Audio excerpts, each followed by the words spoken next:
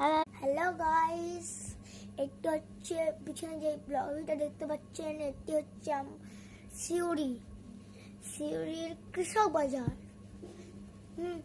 আমরা তখন গিয়েছিলাম জানেন সিউড়িতে ঘুরতে গিয়েছিলাম আমার এক বন্ধুর সঙ্গে।